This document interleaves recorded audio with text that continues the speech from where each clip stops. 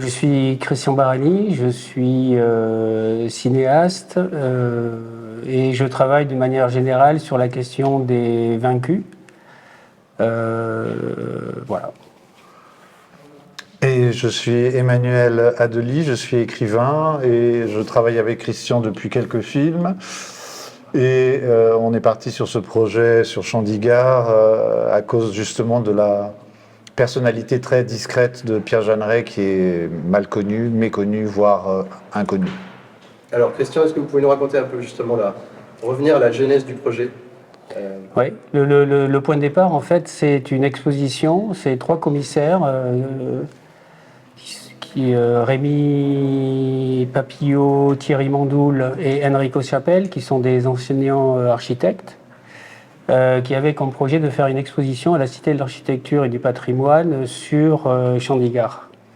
Et donc ils sont venus, on s'y est rencontrés, ils m'ont demandé si j'étais intéressé par aller filmer la ville de Chandigarh, donc dans le Pendjab, dans le nord-ouest de l'Inde.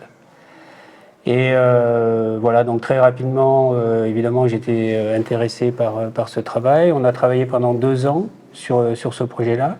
Ce projet a donné naissance à une installation, une exposition. Et moi, dans ma partie Images en mouvement, j'ai fait une installation de 8 écrans de 4 mètres de base avec 12 heures de film pour essayer de représenter l'impossibilité de représenter une ville.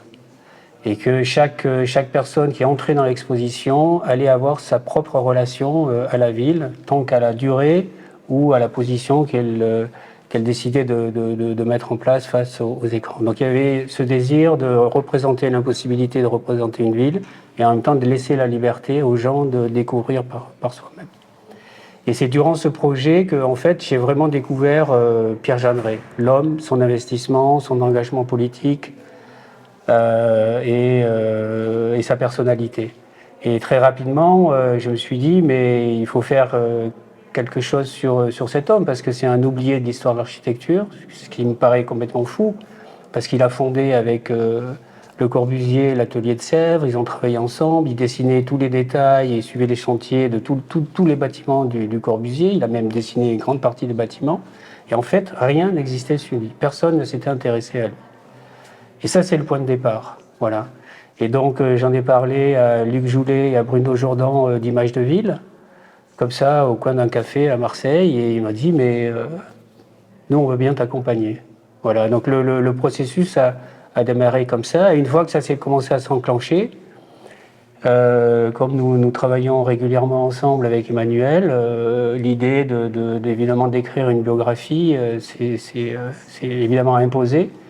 Et donc, on a discuté avec Emmanuel et voilà, et le projet a commencé à se mettre en place. Et comment s'est passée votre collaboration? Comment vous avez travaillé tous les deux ensemble, l'écrivain, le cinéaste, pour l'écriture de ce...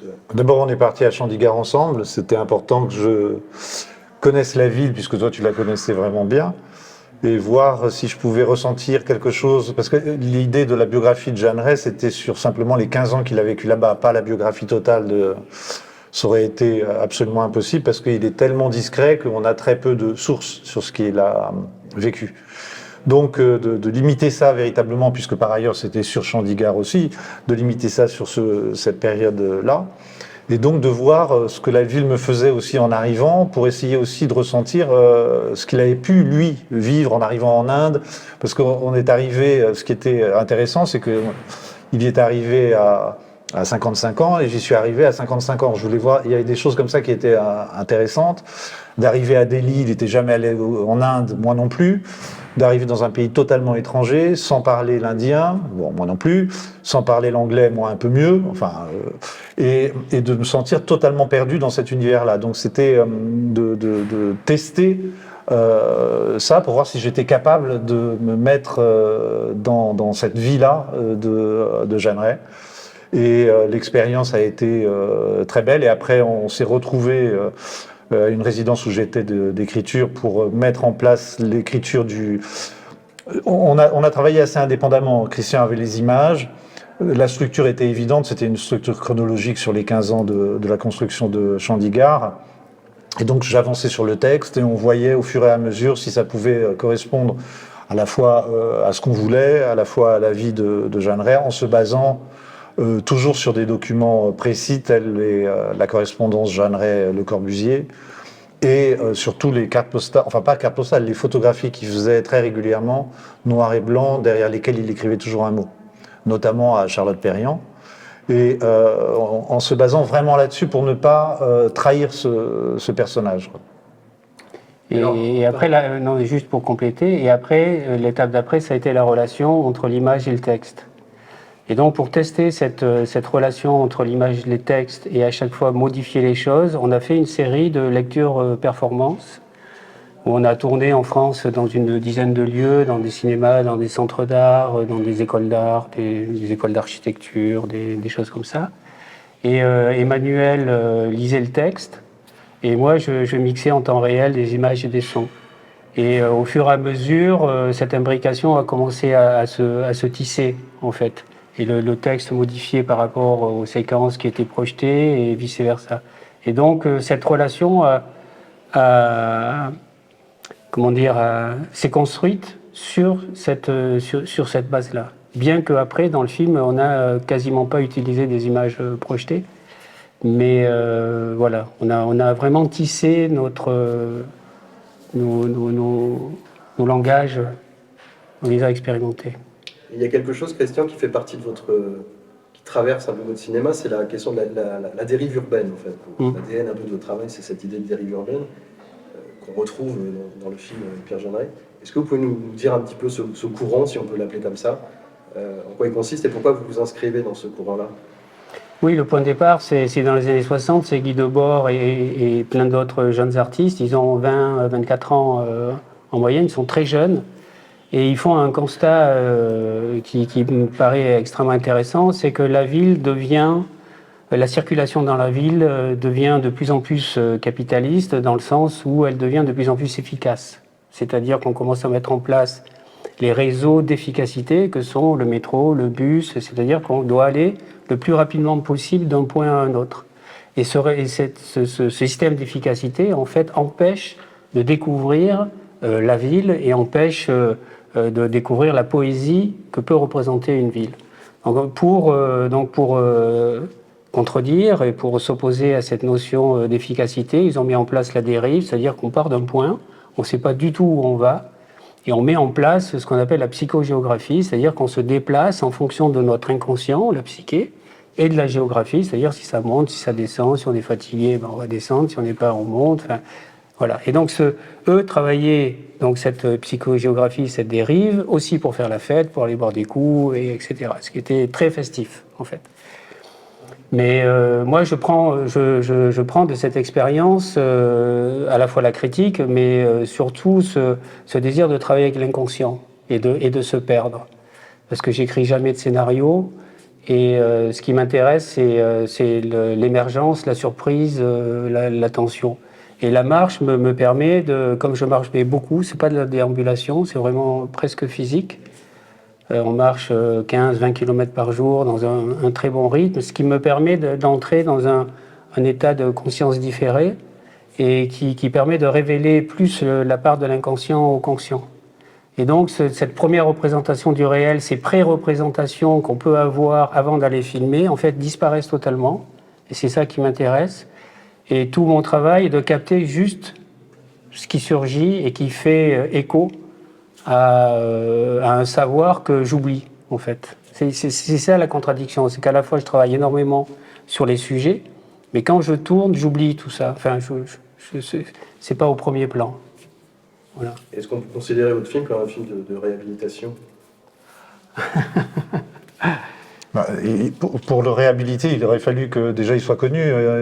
Oui, donc non, c'est vraiment un film, on espère qui est en hommage à Jeanne Ray, ça clairement, mais pas le réhabiliter. Le malheureux, il n'a même pas été condamné ou quoi que ce soit, il était oublié. Mais aussi, la nécessité pour nous est d'abord sur son travail, mais on ne voulait pas aussi que cet homme soit récupéré, même si c'est pas dans le film, mais récupéré par tout le courant qui est en train d'être mis en place sur son mobilier. et sur, entre guillemets, la mise en valeur de son travail à Chandigarh, qui est une mise en argent de son travail à Chandigarh. Et comme c'était quelqu'un de modeste et d'engagé politiquement, en fait, tout le mobilier a été dessiné gratuitement pour la ville de Chandigarh. C'est-à-dire que ce mobilier est à destination de la ville et pas à destination de riches Américains ou autres qui veulent mettre ce mobilier-là dans leur villa. Voilà, donc ça c'est un peu une conséquence, mais en même temps on est très content de pouvoir sortir ce film pour dresser le portrait d'un homme qui était engagé. Voilà. Emmanuel, vous avez beaucoup travaillé et collaboré sur l'écriture, mais est-ce que vous avez participé au tournage? Est-ce que vous êtes allé plusieurs fois avec Christian Oui, j'étais derrière. D'accord. Tout le temps? Ah bah tout le temps où on était ensemble à Chandigarh. Oui, pas la deuxième fois où il y est allé l'an dernier ou il y a 2 ans, mais oui. Donc c'est une collaboration qui est vraiment à la fois sur l'écriture, mais aussi sur le processus de fabrication entier du film, tous les deux. Ah oui, c'était... On peut dire que c'est votre film? Oui, bien sûr. Bien sûr, mais c'est toujours pareil. Nous, on a toujours vécu ce film comme notre film. Bon, mais après, pour des raisons de CNC, pour des raisons de production et tout, on dit c'est un film de Christian Barani. Mais nous on l'a toujours vécu comme notre film. Alors, on est à la Cité de l'Architecture, du patrimoine, donc à Chaillot. Je crois que c'est une des toutes premières projections que vous faites dans le cadre du festival Close-Up.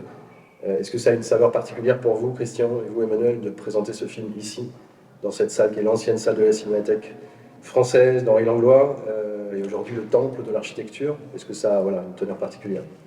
Pour moi, oui, parce que, en fait, quand je suis arrivé à Paris dans les années 80, en 84 ou 85, je ne sais plus exactement, en fait, j'ai commencé à m'intéresser au cinéma et je venais le samedi matin suivre des cours de Jean Rouch. Donc on est dans les années 80.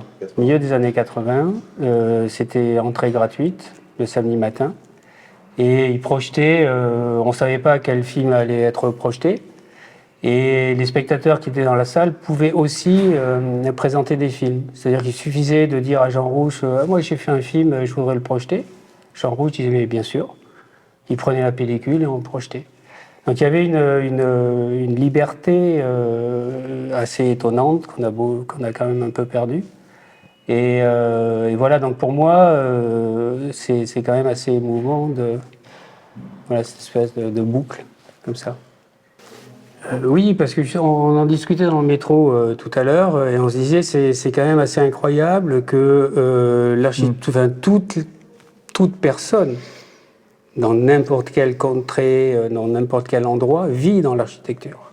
Et en fait, tout le monde s'en fout de l'architecture. Et donc, c'est cette énorme contradiction que je trouve quand même assez incroyable, parce que très très peu de gens ont la culture véritablement de l'architecture, ou connaissent un peu l'histoire, ou ne serait-ce que le métier d'architecte, ou le métier d'urbaniste. Personne ne connaît, même les gens dans les milieux dits éduqués, on ne sait pas quel est le rôle de l'architecte ou de l'urbaniste, grossièrement. Et je trouve que, évidemment, toute initiative qui est là pour apporter de l'information, de l'émotion, de l'intellect, de la réflexion, de l'éducation, est évidemment est éminemment importante. Un petit mot. J'ai rajouté réflexion, mais j'adhère totalement. Christian Barani, Emmanuel Lavie, merci beaucoup. Merci. Je vous en prie, merci.